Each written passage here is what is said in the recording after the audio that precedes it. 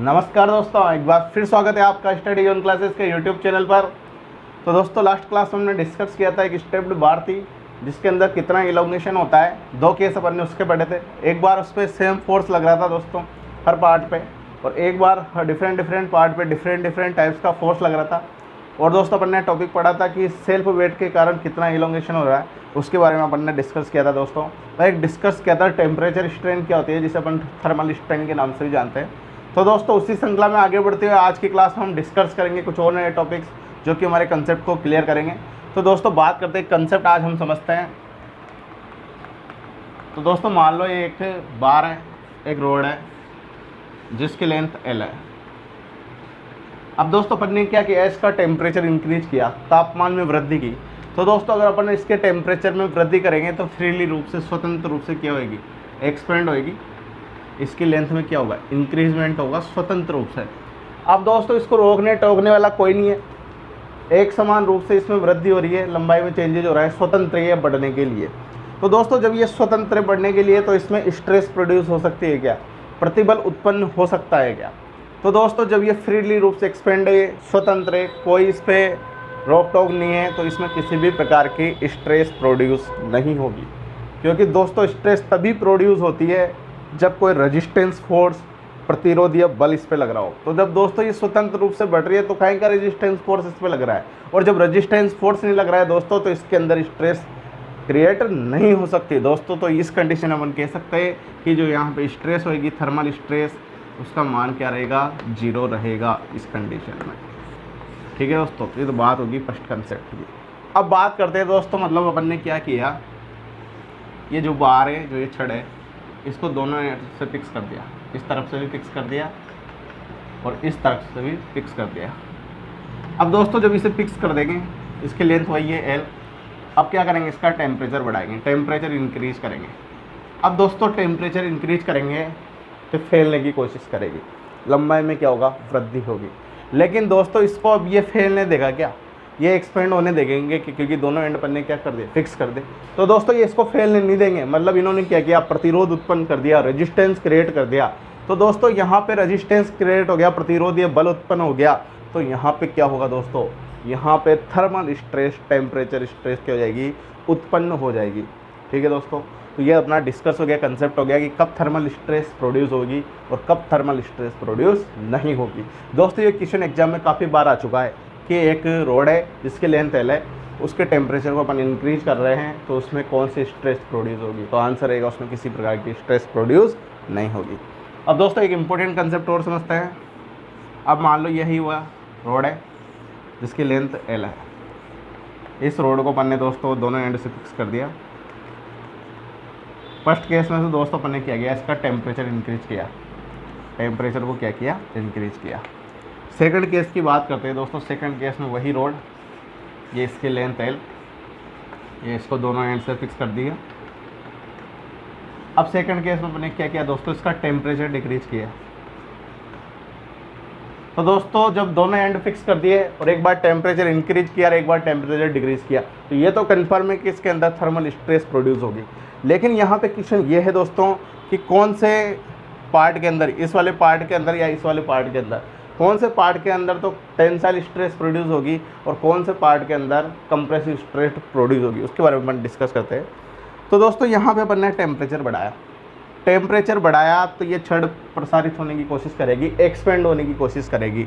लेकिन ये एंड कहेंगे कहाँ एक्सपेंड हो रही है, तो मैं तेरे को एक्सपेंड होने दूंगा क्या, नहीं होगा। तो ये पकड़ के खींचेगा, पकड़ के खींचेगा तो दोस्तों इस पर कौन सा फोर्स लगेगा, इस पर फोर्स लगेगा कंप्रेसिव फोर्स। क्योंकि ये बढ़ना चाहते हैं लेकिन ये एंड इसको बढ़ने नहीं दे रहे, तो ये वापस इधर ला रहे, इधर ला रहे, तो इस पर कौन सा फोर्स लग रहा है, इस बार पे, इस छड़ पे कंप्रेसिव फोर्स लग रहा है दोस्तों। अब कंप्रेसिव फोर्स लग रहा है तो दोस्तों यहाँ पे जो स्ट्रेस प्रोड्यूस होगी वो होगी compressive stress, compressive stress. Thermal तो होगी लेकिन थर्मल में भी कौन सी, कंप्रेसिव टाइप्स की।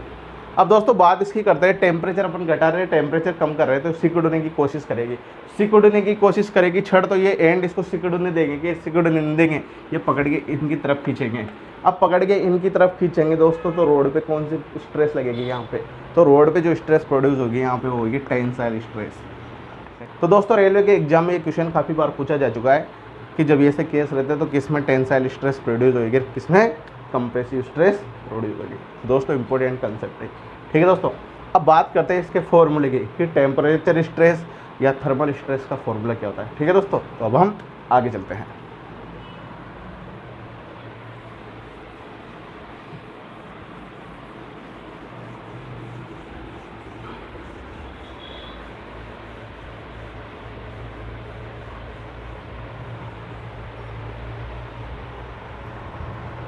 अब दोस्तों लास्ट क्लास में बात किया था, हमने डिस्कस किया था टेम्परेचर स्ट्रेन को या थर्मल स्ट्रेन को। उसका फॉर्मूला अपने पास आया था दोस्तों, अल्फा टी बराबर अल्फा इंटू डेल्टा टी। ये फॉर्मूला आया था थर्मल स्ट्रेन का। अब दोस्तों अपन जानते हैं, हमने पढ़ा है, हमने क्या पढ़ा है, हमने पढ़ा है दोस्तों ई बराबर होता है सिग्मा अपॉन एप्सिलॉन। हुक्स के लॉ के अकॉर्डिंग अपन ने पढ़ा है। तो दोस्तों अपन को ज्ञात क्या करना है, थर्मल स्ट्रेन ज्ञात करनी है। तो यहाँ सिग्मा टी से डिनोट कर देते हैं इसको, टी यानी थर्मल स्ट्रेस। तो दोस्तों यहाँ से सिग्मा टी बराबर अपन लिख सकते हैं एप्सिलॉन इंटू ई, इसको इधर क्रॉस मल्टीप्लाई कर दिया। तो दोस्तों एप्सिलॉन का मान अपन ने लास्ट क्लास में पढ़ा था, कितना होता है अल्फा इंटू डेल्टा टी, और इसको किससे मल्टीप्लाई कर देंगे, कैपिटल से। तो दोस्तों ये फॉर्मूला आ गया किसका, टेम्परेचर स्ट्रेस या थर्मल स्ट्रेस, इसे बोलेंगे अपन टेम्परेचर स्ट्रेस या थर्मल स्ट्रेस। और दोस्तों इसे हिंदी में बोलेंगे तापीय प्रतिबल। क्या बोलेंगे, तापीय प्रतिबल। तो दोस्तों ये बात होगी किसकी, थर्मल स्ट्रेस की। तो दोस्तों बात करते हैं कि हमारे पास कंपोजिट बार है, संयुक्त छड़ है, तो उसमें टेम्परेचर स्ट्रेस क्या होगी, थर्मल स्ट्रेस क्या होगी, उसके बारे में हम डिस्कस करते हैं दोस्तों। तो हम आगे चलते हैं।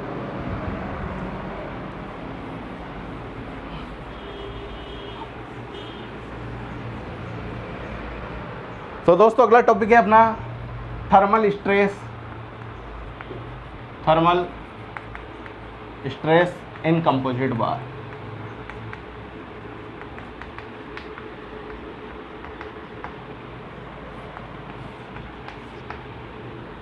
तापीय प्रतिबल संयुक्त छड़ में, हिंदी में बोलेंगे दोस्तों संयुक्त छड़ में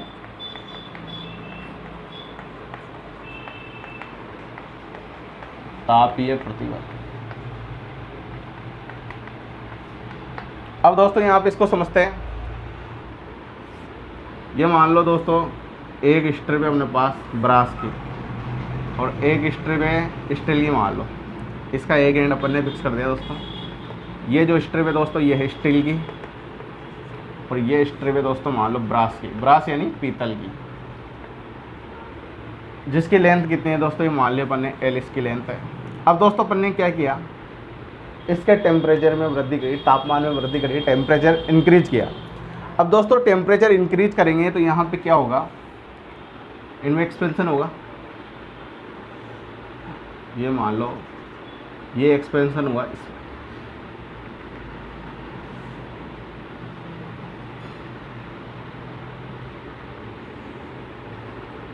और ये एक्सपेंशन हुआ इसमें।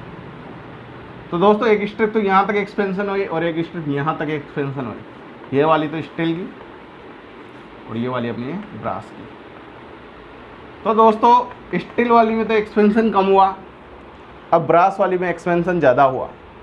ऐसा क्यों हुआ दोस्तों, क्योंकि लास्ट क्लास में एक टर्म पढ़ी थी कोएफिशिएंट ऑफ थर्मल एक्सपेंशन, तापीय प्रसार गुणांक, उसके कारण हुआ है दोस्तों। तो जिसका थर्मल कोएफिशिएंट ज़्यादा होगा, जिसका तापीय प्रसार गुणांक ज़्यादा होगा, उसमें एक्सपेंशन ज़्यादा होगा। तो दोस्तों स्टील और ब्रास में से कोएफिशिएंट ऑफ थर्मल एक्सपेंशन जो होता है वो ब्रास का ज़्यादा होता है, इसलिए ब्रास की जो रोड है स्ट्रिप है उसमें एक्सपेंशन क्या होगा, ज़्यादा होगा। अब दोस्तों अगले केस में अपन ने क्या किया, अपन ने इसका दूसरा एंड भी फिक्स कर दिया। यहाँ जाके अपन ने दूसरा एंड भी क्या कर दिया, फिक्स कर दिया। इसके आगे मतलब इसका एक्सपेंशन नहीं हो सकता। तो दोस्तों मान लो ब्रास वाली स्ट्रिप यहाँ पे पहुँच गई फटाफट, ये यहाँ पे पहुँच गई, एक्सपेंशन होती है। अब दोस्तों ये यहाँ पे पहुँच गया, अब ये दोनों साथ साथ चलती है, दोनों अटैच एक साथ जुड़ रही है, मान लो फेविकोल से चिपका रखी है। अब दोस्तों ये यहाँ पे पहुँच गई तो अपनी स्टेब्लिश कंडीशन को लाने के लिए, अपनी संतुलन की अवस्था को लाने के लिए ये इसको क्या करेगी, पकड़ के इसके पास लाने की कोशिश करेगी। तो दोस्तों ये ब्रास वाली जो स्ट्रिप है ये स्टील वाली को खींच के अपने पास लाने का प्रयास करेगी। तो इसको खींचेगी तो ये ऊपर जाएगी, तो इस पर कौन सा फोर्स लगेगा, टेंसाइल फोर्स। अब दोस्तों अपन ने फर्स्ट ईयर मैकेनिक्स में पढ़ा है एक्शन रिएक्शन फोर्स, क्रिया प्रतिक्रिया का नियम। जब ये ब्रास वाली स्ट्रिप इस स्टील वाली को खींचेगी तो ये इसको क्या करने की कोशिश करेगी, स्टील वाली ब्रास वाली को दबाने की कोशिश करेगी। ये एक्शन फोर्स लगाएगी तो ये भी क्या लगाएगी, रिएक्शन फोर्स लगाएगी। तो दोस्तों अपन यहाँ पे कह सकते हैं कि जो स्टील है उसमें तो टेंसाइल फोर्स लगेगा स्टील की रोड में, और जो ब्रास की स्ट्रिप है उसमें कौन सा फोर्स लगेगा, कंप्रेसिव फोर्स लगेगा। अब कुछ समय बाद दोनों एक्सपेंशन होगी, काम होगी दोस्तों यहाँ पे। तो दोस्तों जब स्टेबिलिटी की कंडीशन आएगी, संतुलन की स्थिति में आएगी, तो उस वक्त अपन कह सकते हैं कि जो टेंसाइल फोर्स लगेगा, टेंसाइल फोर्स किस में लगेगा, ये in steel bar, in steel bar equal to होगा दोस्तों compressive force, compressive force in brass bar. कब होगा दोस्तों, ये स्टेबिलिटी की कंडीशन में। अब दोस्तों अपन जानते हैं सिग्मा बराबर अपन ने पढ़ा है फोर्स अपॉन एरिया पढ़ा है। तो दोस्तों यहाँ से फोर्स बराबर क्या हो जाएगा, फोर्स बराबर हो जाएगा स्ट्रेस इंटू एरिया। तो दोस्तों फोर्स बराबर अपन लिख सकते हैं स्ट्रेस इंटू एरिया, तो स्ट्रेस किसकी, स्टील बार की, इंटू एरिया किसका, स्टील बार का, बराबर स्ट्रेस किसकी, ब्रास बार की, इंटू एरिया किसका, ब्रास। तो दोस्तों एक इक्वेशन तो ये आ गई अपने पास। कब, जब स्ट्रेस की बात कर रहे हैं अपन किसमें, कंपोजिट बार में। अब दोस्तों मान लो ये एक्सपेंशन होने के बाद कहाँ पहुंची, दोनों एक ही जगह पहुंची, दोनों एक ही जगह पहुंची एंड में। तो दोनों एक ही जगह पहुंची, तो अपन कह सकते हैं कि जो दोनों में डिफॉर्मेशन होगा, दोनों में जो इलोंगेशन होगा वो भी क्या होगा, सेम होगा। तो दोस्तों इस कंडीशन में अपन कह सकते हैं कि हियर यहाँ elongation in steel bar equal to elongation in brass bar. तो दोस्तों जो डेल्टा एल होगा किसमें, स्टील में, वो इक्वल टू होगा डेल्टा एल किसमें, ब्रास में। तो ठीक है दोस्तों, इसके बाद हम आगे चलते हैं।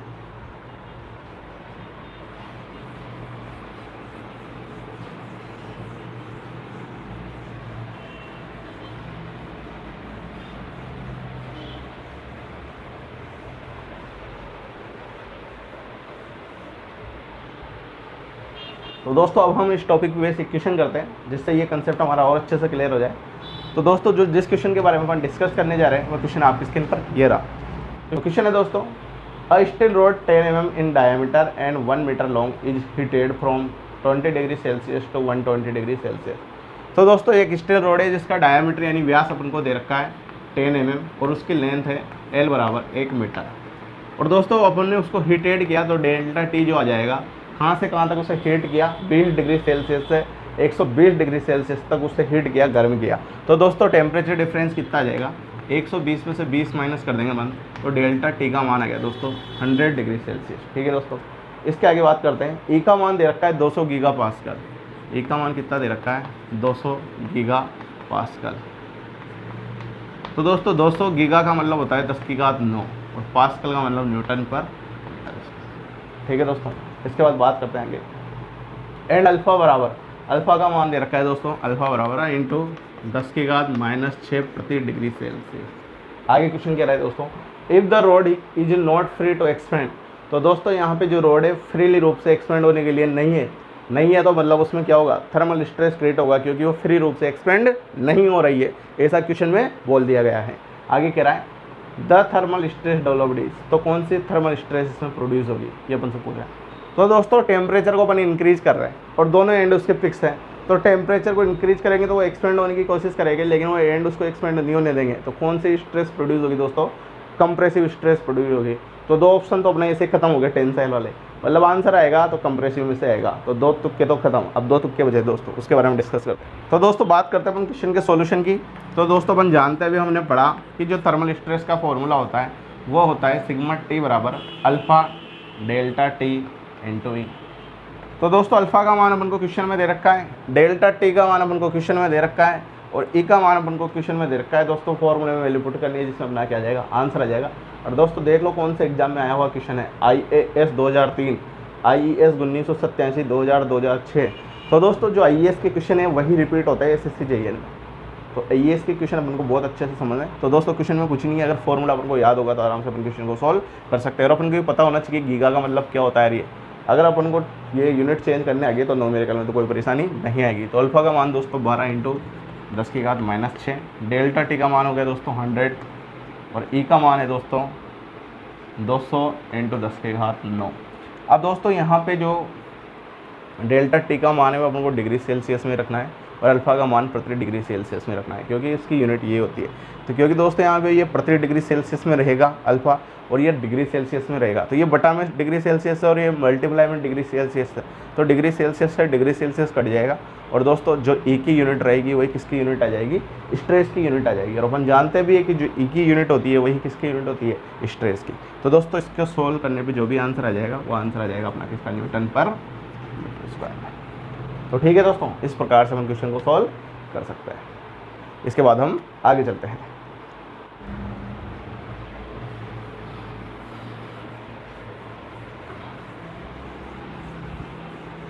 अब दोस्तों हम बात करते हैं यहाँ पे एक कंसेप्ट की।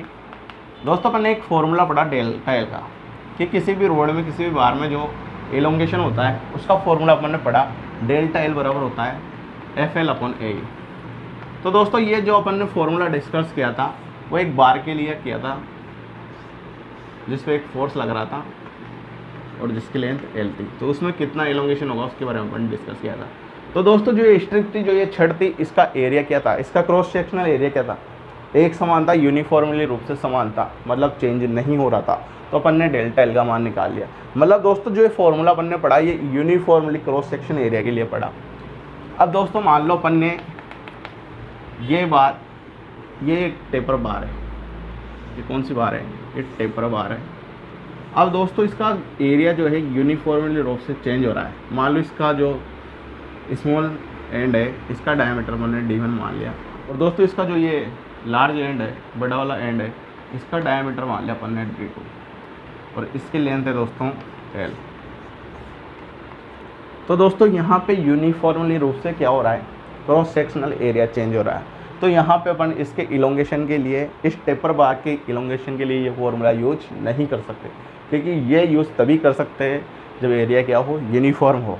तो दोस्तों इस प्रकार के टेपर बार के लिए कौन सा बार है, ये है टेपर बार, जिसका डायामीटर यूनिफॉर्मली रूप से चेंज हो रहा है d1 से d2।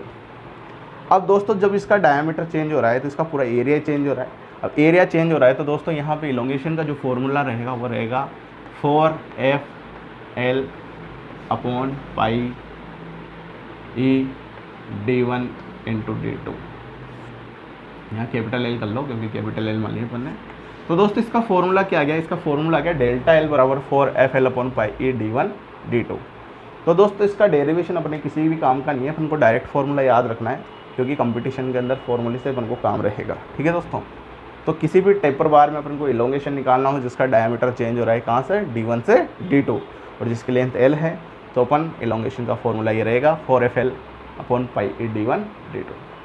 ठीक है दोस्तों, ठीक है दोस्तों, आज की हमारी क्लास को हम यहीं समाप्त करते हैं दोस्तों। आशा करते हैं आज की हमारी क्लास आपको पसंद जरूर आई होगी दोस्तों।